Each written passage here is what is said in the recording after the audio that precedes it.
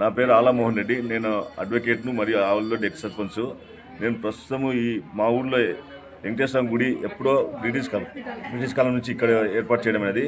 British కాలం నుంచి ఎంతో మహత్తరమైన గుడి. ఇక్కడ ఏ ముక్కులు ముక్కున్నా ఖచ్చితంగా వాళ్ళకి ఏదో విధంగా ముక్కులు తీరుస్తాడు మా వెంకటేశ్వర స్వామి.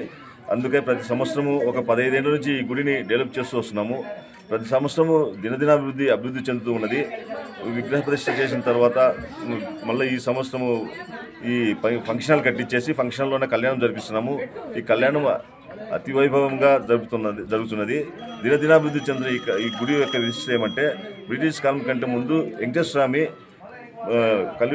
కలియుగంలో లాస్ట్లో ఆయన వెతుక్కుంటూ ఎక్కడ దొరకక తిరుగుతూ ఇక్కడ కూడా ఈ ప్లేస్ నుంచి నడుచుకుంటూ తిరుమల కొండలకు వెళ్ళిపోయినాడని ఒక ప్రసిద్ధి. ఇక్కడ అంత మహత్యం ఉన్నది కాబట్టి అందుకే ఈ ప్లేస్లో దినదినాభివృద్ధి చెందుతున్నది.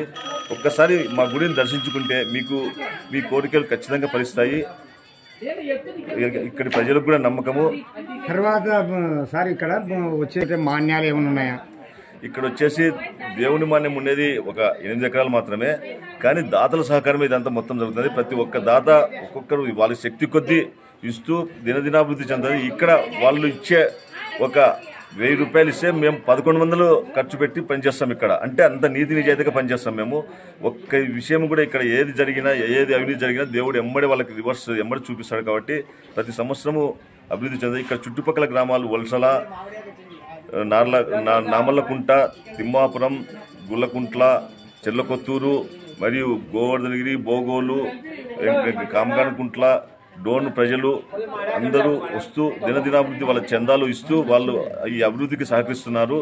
ఈ అభివృద్ధికి సహకరించే కొద్దీ దినదినం అభివృద్ధి చెందుతున్నది ఈ ఆలయం. కాబట్టి ప్రతి ఒక్కరూ ఈ ఆలయానికి వస్తూ ప్రతి ఒక్కరి దేవుని దర్శనం చేసుకుంటే మీ కోరికలు ఫలిస్తేనే మళ్ళీ మీరు పునర్దర్శనం చేసుకోవాలని నేను కోరుకుంటూ విరమించుకుంటున్నాను.